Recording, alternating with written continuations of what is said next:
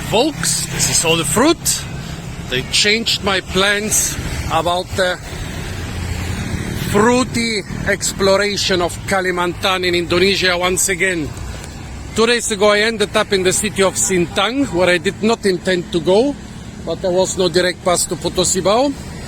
Then I planned to take a bus to Potosibao. However, in Sintang I found an immense diversity of jungle rambutans and also a couple other interesting fruits like jungle durians and other stuff.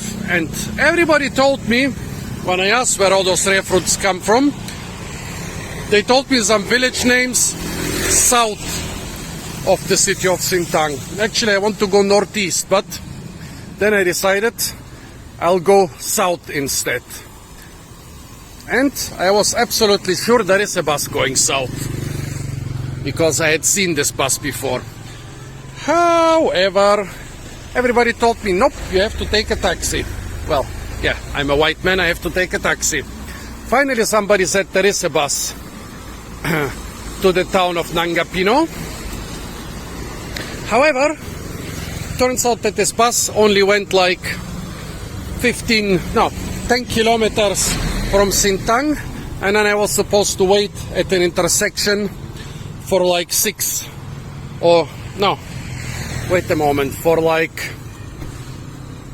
8 to 9 hours for another bus.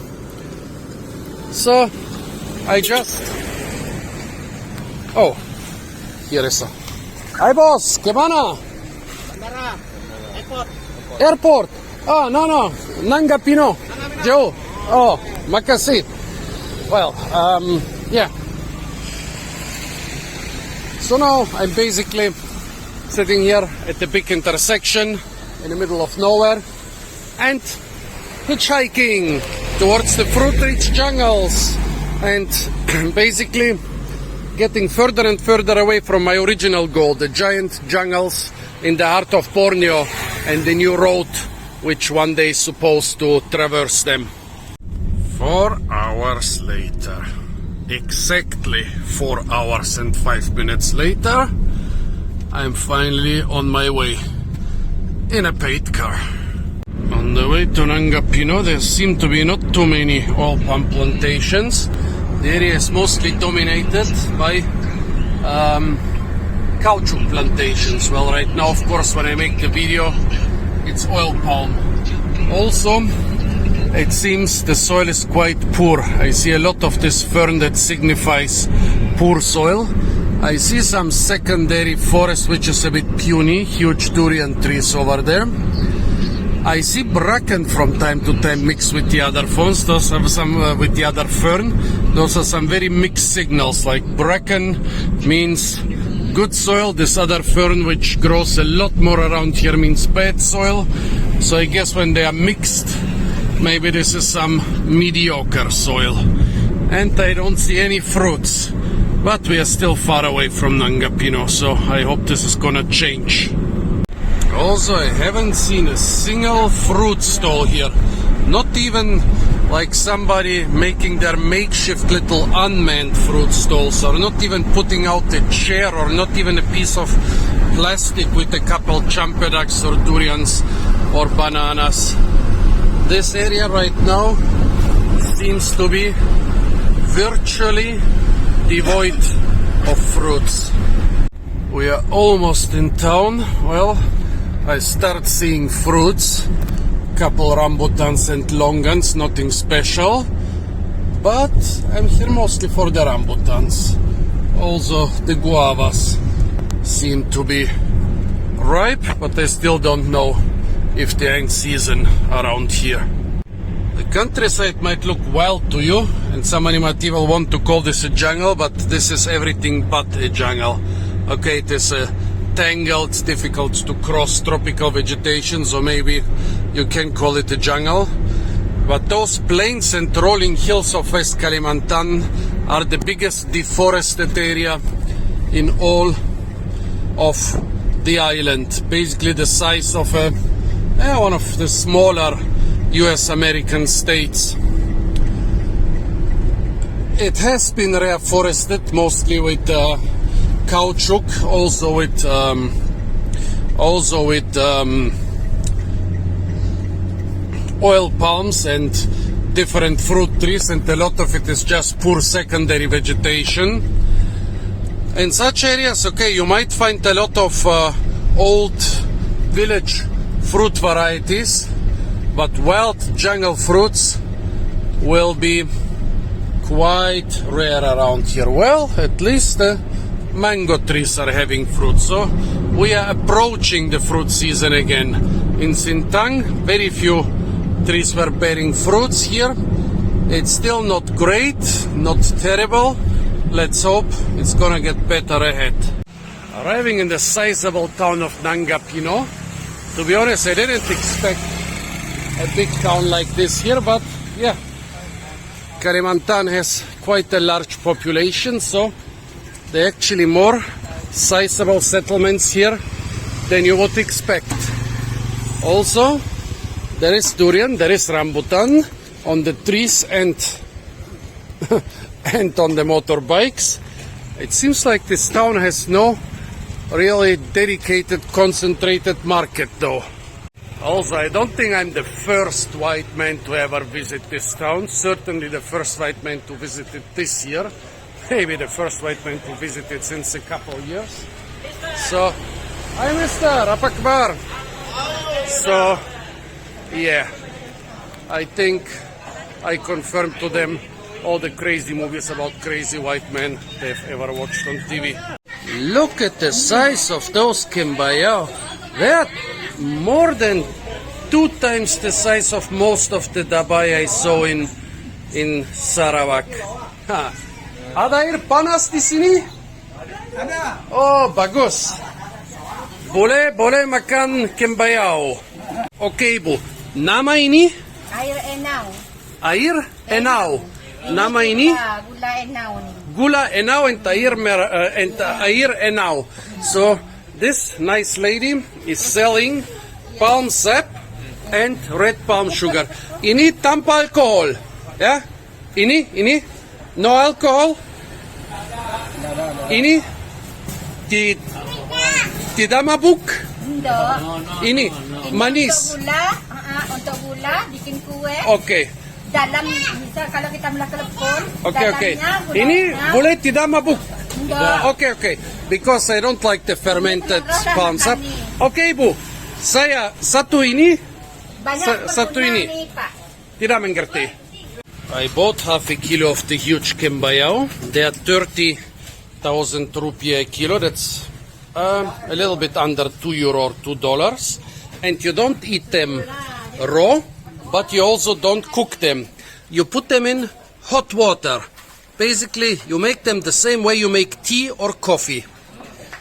Like they have the hot water here they use for the tea or coffee. And now you put them into the water. It seems like a lot of air is escaping those fruits. I never watched them soak, but they've been already soaking for a couple minutes and a lot of air is escaping them. Let's see what happens after the recommended 5 minutes. I was told that those food stalls with nice, beautiful people have no toilet, and then I have to pee in the river. I mean, somewhere in the jungle, I understand, but usually those people here are very keen on always peeing in a toilet and never peeing somewhere in a random place. Even the poorest hut in the poorest village will have a dedicated toilet. Well, let's see.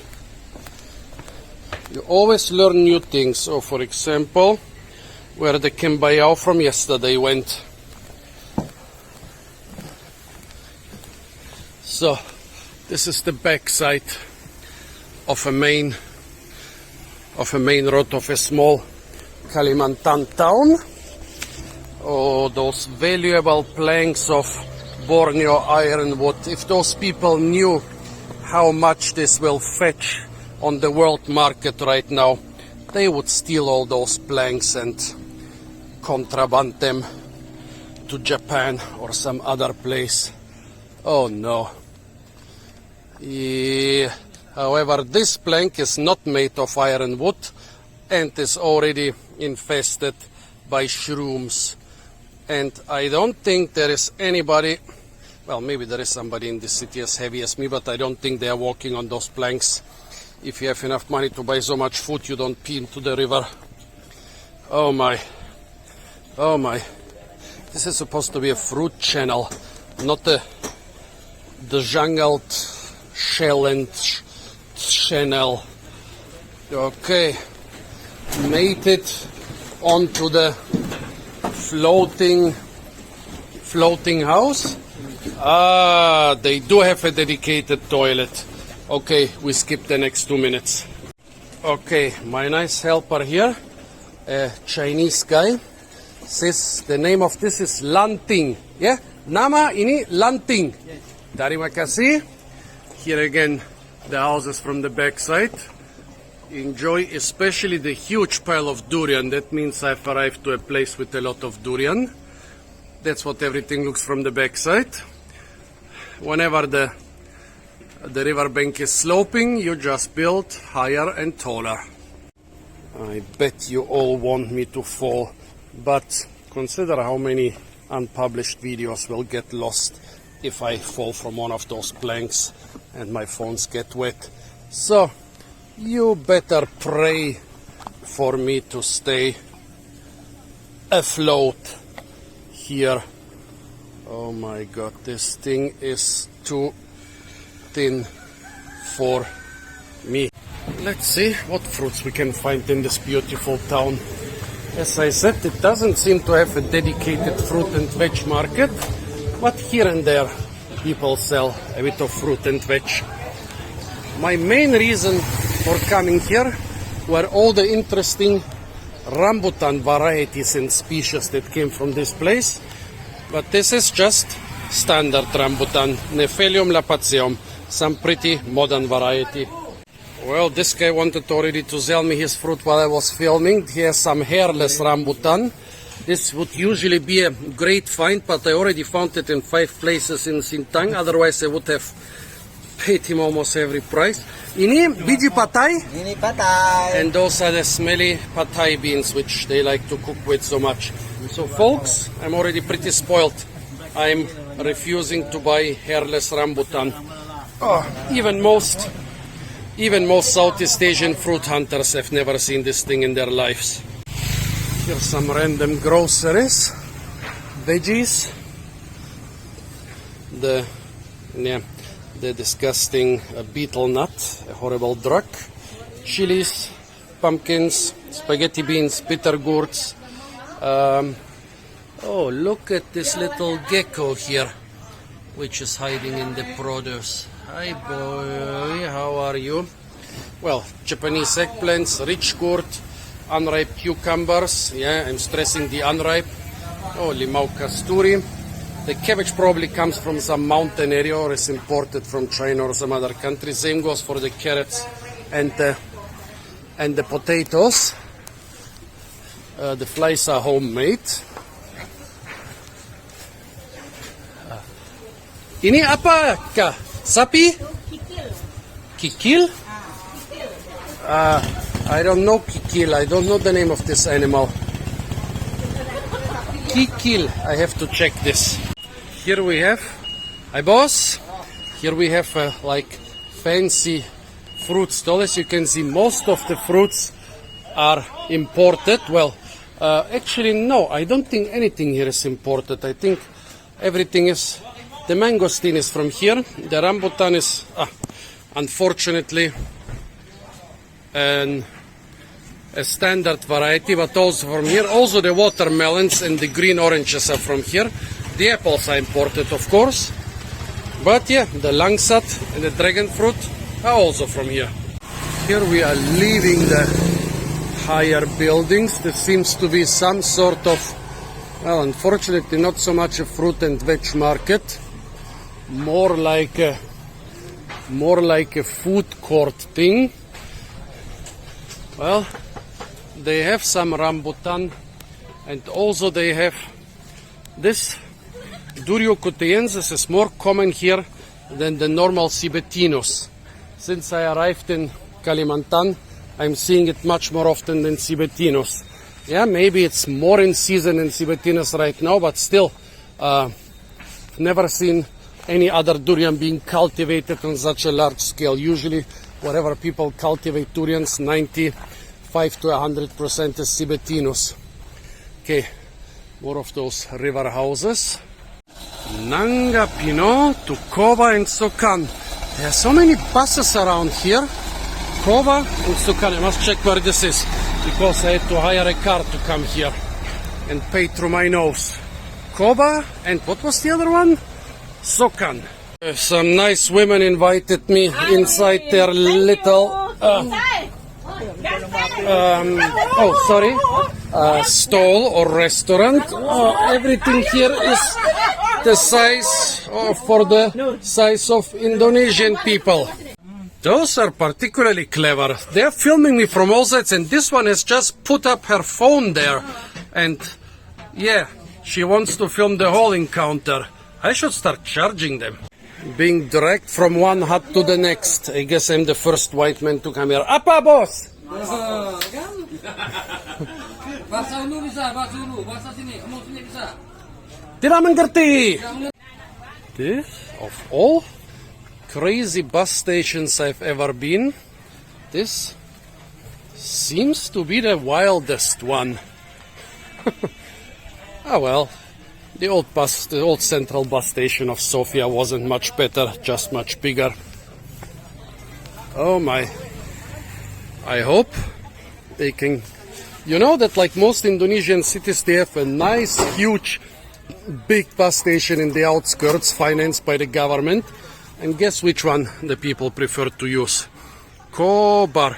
This one goes to Kobar. Oh God, I need rubber boots. But at least they have a very clever thing here. Usually you have to climb the buses by this ladder. But here they have a loading staircase. Let's do a bit of fruit hunting for a change. No fruits on the mango. No fruits on the tropical almond. Here the stuff. I hope those vines here would be some feral passion fruit, but no, they are something else. And the Chinese morning glory, I'm not eating it from here. Look at all those beautiful river fig trees. This one is not ripe. This one, however, is hanging full of big bunches of nice huge fruits. However, I guess everything on the lower branches has been harvested. But behind this hut or inside this hut is another one. Have to get this. Oh, and again I got the following of little children. Hey, where is the fruit? Makan buah ini. Oh, belum musim ini. Only one fruit down here. Di mana buah? Well, those nice people seem to like trees so much. Hi kanak-kanak. Smile, you are on YouTube. Well, they just built their riverside restaurant around this nice old fig tree. Oh, and they have some nice tasty stuff here. But I guess without climbing on top of the restaurant, I'm not getting those figs. Limes are so engraved in their culture, here the Kasturi limes, that mandarins and oranges are usually being referred to as limau madu or sweet limes. Some locals just complained to me, this is not a town, this is a village, because we have no market. Yeah, in old times, even in Europe, a town or city only was considered a town or city if they had the market rights. And guess who is regretting the most? That they have no market where I can find all those tasty fruits and veggies. Well, at least they have a nice big cathedral, and somewhere behind it on a hill also a nice big mosque. This looks like a snake fruit palm. Spiny. Does it have any snake fruits down there? Not that I would pick them in such a spot, but they usually grow in swamps, so they're never too appetizing. soursop. Here they call it durian blanda, or the distinct fruit of the Dutch colonizers.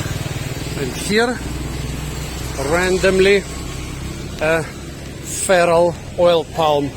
I'm afraid that this stuff can really become invasive and start spraying without human help. And here, another snake fruit, but no snake fruits on it. Looks almost like I'm in the local Chinatown, which seems to be preparing for the Chinese New Year coming soon. Well, Chinese are fond of rare fruits. Come on, folks, sell some. Dead end in Chinatown, I guess. Or no, actually, some stairs continue this, but usually, okay, this is too densely built up. Usually, in Chinatowns you get interesting fruits and veggies, often subtropical and even almost temperate stuff. They manage to adapt to the equatorial climate here, but I guess this is just too built up for more than a couple small potted plants. This is very typical. Wherever the Chinese go, even if they just build two houses, they'll build them tall and close together to have something like a minuscule city street between them. Kalimantan and also other parts of Southeast Asia are dotted with a lot of Chinese trading posts. A lot of them have grown into giant cities, but even the ones that stay small, they always have an urban character. This here, I would say, is a medium-sized one. No, I really didn't expect that this town would be so big and so densely built up that I'm at a loss finding stuff, finding fruit trees in its center. Here, old Chinese shops. I guess some of this stuff already can be considered as historic, and maybe if this was in Thailand in some tourist area, some of it would already be kind of protected. Traditionally and even today, the Chinese are the main businessmen in Southeast Asia. You must imagine in the 19th century, when most of the Chinese came here, the Malayu people were mostly village people with a very, with a very simple, usually cashless economy, and all the Dayak, well, they were living in the jungle with not much contact with the outer world. While the Chinese came from a highly, well, even then highly industrialized and highly capitalized society, and of course their math skills were highly superior to those of the locals, and so they took over the complete business structure of Southeast Asia. And yeah, most of those shops are still Chinese owned, and if this was in a less densely populated area, you would actually see a lot of typical well, if there was a big market, you would see a lot of typical Chinese products, and if it was an area with a lot of gardens, you would see a lot of typical Chinese fruit and veg. But now this is like more of the standard Southeast Asian stuff, which is so standardized that it's not too dissimilar of what you would find in some temperate market. Oh, I guess that this is the official market. Well, here we have at least the sour Borneo eggplant, including a rare variety. This pale whitish one is actually not too common. I've very rarely seen it. The sour Borneo eggplant is a round Solanaceae, which can have a lot of colors, but the white one is something rare. Here's some unripe ones. The unripe ones are bitter. Some people prefer it to the ripe ones, which are sour. Curcuma, ginger and lemongrass. Pisang. Ini pisang emas? Ya, pisang Oh. 40 hari. Hah? Pisang, sorry? 40 hari. Pisang 40 hari. This is the 40 days banana. Yeah, I think it takes 40 days to ripen. Ini apa? Rotan? Rotan dimakan? Ah, so those are rotan tips which are made, which are prepared for food. Rotan is the jungle rope, and I'm sure your parents or grandparents have some garden furniture or some other furniture from rotan. When there was still a lot of jungle in Southeast Asia, this was produced in plenty. The fact that I see it here is actually quite interesting for me. That tells me that there must be still some forest which is able to produce this rotan. Rotan dari mana, bos? Kalteng. Ini jauh? Ah, so it comes from quite far away, from Kalteng. I really would like to try this. Maybe I should ask my host if she knows how to cook with rotan. Jenko, the smelliest bean in all of Southeast Asia. And here are some ripe cucumbers. Those are being used for cooking, while the unripe ones here in the background are being used just like we use them in salads. Rich gourd, bitter gourd, and two types of bottle gourd, long and bottle-like one. And here the super tasty pumpkins, I love those. And here we have some panache, green and white snake gourd. There is not much else on the market. Ah, ini rotan? Yeah. Here the rotan has been peeled from one more layer. I'm sure before they eat it, they will remove even one more layer.